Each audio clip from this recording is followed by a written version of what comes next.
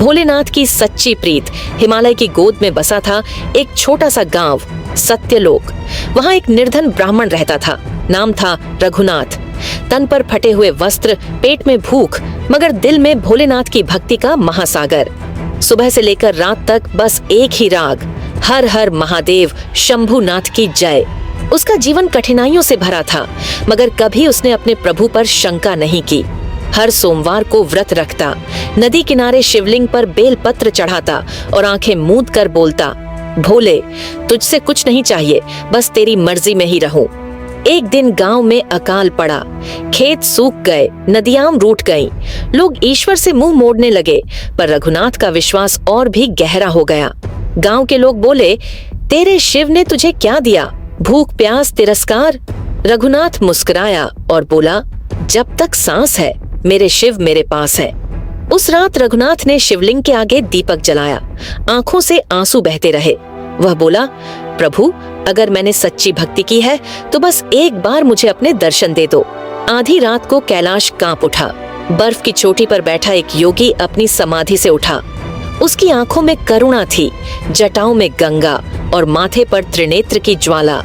भोलेनाथ स्वयं प्रकट हुए रघुनाथ के सामने। उन्होंने कहा, हे मेरे प्रिय भक्त, तूने कभी स्वार्थ से पूजा नहीं की। तूने मुझे भूख में भी प्रेम दिया। आज मैं तुझसे प्रसन्न हूँ। मांग, क्या चाहता है? रघुनाथ की आंखें भर आईं। वह बोला, मुझे कुछ नहीं चाहिए, बस मेरे गांव को सुखी कर दो। भोलेनाथ मुस्कुराए और त्रिशूल से भूमि पर एक रेखा खींची। अगली सुबह गांव में वर्षा हुई। धरती हरी भरी हो गई। लोग फिर से शिव को पूजने लगे, पर शिव ने कहा, मेरी भक्ति स्वार्थ से नहीं, प्रेम से करो, जैसे रघुनाथ ने किया। रघुनाथ को शिव का आशीर्वाद मिला और वह जीवन भर गांव में शिव की भक्ति का दीप जलाता रहा। भोलेनाथ की सच्ची प्रीत, भाग 2। गांव में हरियाली लौट आई थी। धरती मुस्कुरा उठी थी, पर रघुनाथ वैसा ही रहा, विनम्र, शांत और शिव में लीन। लोग उसे पूजने लगे, उसके द्वार पर फूल चढ़ाने लगे, पर वह हर बार यही कहता, मैं कुछ नहीं, सब भोलेनाथ है। उसी दौरान उस क्षेत्र का राजा वीरसेन शिकार करते करते गांव में आ पहुंचा। वहां की समृद्धि देख वह चकित हुआ। लोगों से पूछने पर जब उसे रघुनाथ की शिव भक्ति और भोलेनाथ के साक्षात दर्शन की बात पता चली तो वह क्रोधित हो गया। राजा ने कहा, एक निर्धन ब्राह्मण और शिव का साक्षात्कार? असंभव। देवता राजाओं के यज्ञों में आते हैं, झोपड़ियों में नहीं। उसने रघुनाथ को दरबार में बुलाया और गरजते हुए कहा, अगर तेरी भक्ति सच्ची है तो आज रात मेरे सामने अपने शिव को बुला, वरना तुझे देश निकाला मिलेगा। गांव के लोग भयभीत हो उठे, पर रघुनाथ शांत था। वह बोला, राजन, मैं शिव को आदेश नहीं देता, मैं उन्हें प्रेम करता हूँ। वो चाहे तो आए, ना चाहे तो भी मैं उन्हें उसी श्रद्धा से नमन करूंगा।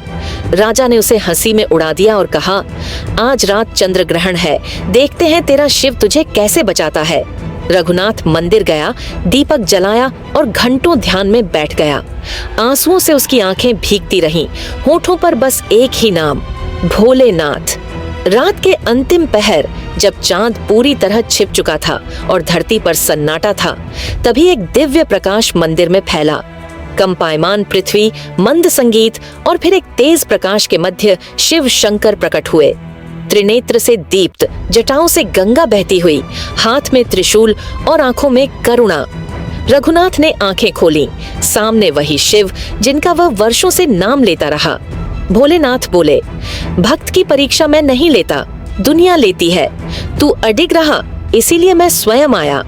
राजा वीरसेन, जो छुपकर मंदिर के द्वार पर सब देख रहा था, मूर्छित हो गया। जब होश आया तो चरणों में गिर पड़ा। मुझे क्षमा करें प्रभु, मैं अहंकार में अंधा था। शिव मुस्कुराए और कहा, अहंकार को अगर प्रेम में बदल दो तो वही तुम्हें मोक्ष की राह पर ले जाएगा। इसके बाद शिव अंतर्ध्यान हो गए, पर रघुनाथ की कथा अमर हो गई। गांव में हर द्वार पर एक वाक्य लिखा गया, भक्ति में आदेश नहीं होता, समर्पण होता है। भोलेनाथ की सच्ची प्रीत, भाग 3, अंतिम अध्याय। शिव के दर्शन के बाद रघुनाथ के जीवन में कोई परिवर्तन नहीं आया। न उसने महल बनाया, न नाम कमाया। वह वही झोपड़ी, वही मृदु मुस्कान और वही सुबह का दीपक। राजा वीरसेन ने गांव में एक भव्य शिव मंदिर बनवाया और रघुनाथ से आग्रह किया। भाग 1 हजरत अली असदुल्लाह अल गालिब। जंग का शेर, इल्म का समुंदर, अदब का आलम।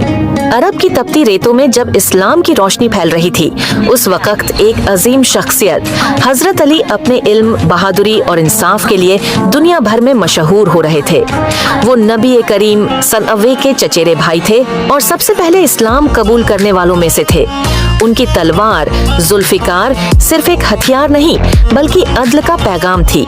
जंगे बद्र, जंगे उहुद, जंगे खंदक, हर जंग में अली आस की मौजूदगी फतह की जमानत थी।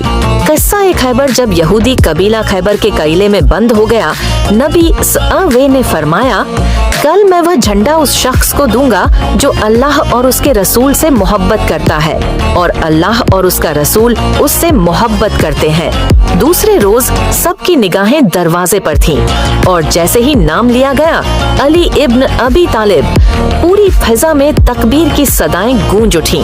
अली ने झंडा लिया और जंग के मैदान में उतर पड़े। लोहे के भारी दरवाजे को उखाड़ फेंका और इस्लाम को एक शानदार फतह दिलाई। इल्म की मिसाल, हजरत अली की जबान से निकला हर लफ्ज हिकमत और इल्म का दरिया था। उनका कहना था, जिसका कोई उस्ताद नहीं उसका शैतान उस्ताद है। उनके कौल आज भी इंसाफ और अक्ल की मिसाल है।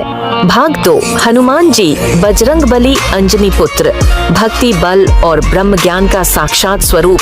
जैसे ही हनुमान जी का नाम लिया जाता है, एक ऐसी शख्सियत जहन में आती है जो बला की ताकत के साथ साथ बेपनाह भक्ति से लबरेज थी।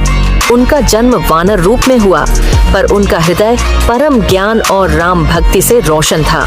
बाल हनुमान की लीला बचपन में जब सूरज को फल समझकर निगल लिया तो सारे देवता परेशान हो उठे। दुनिया अंधेरे में डूब गई। इंद्रदेव ने वज्र से हमला किया, पर हनुमान जी को क्या परवाह। शिव मंदिर बनवाया और रघुनाथ से आग्रह किया, अब आप वहाँ पूजा करें, आप ही इसके मुख्य पुजारी हैं। पर रघुनाथ ने मना कर दिया। वो बोला, मैं ईंटों और पत्थरों में शिव को नहीं ढूंढता, मैं उन्हें हर कण, हर धड़कन में महसूस करता हूँ। वर्ष बीतते गए, रघुनाथ बूढ़ा हो गया, शरीर दुर्बल, पर आंखों में वही तेज, वही आस्था। एक दिन श्रावण मास की एक शांत रात थी। चारों ओर वर्षा हो रही थी। रघुनाथ अपनी झोपड़ी में बैठा हुआ धीमे स्वर में जप कर रहा था, एयूएम नमः शिवाय, एयूएम नमः शिवाय। उसने अचानक सामने देखा, मंदिर का दीपक अपने आप जल उठा, हवा रुक गई और एक मधुर डमरू की ध्वनि गूंजने लगी। फिर वही प्रकाश, वही महाशक्तिमान छाया, भोलेनाथ स्वयं प्रकट हुए। रघुनाथ ने सिर झुका दिया।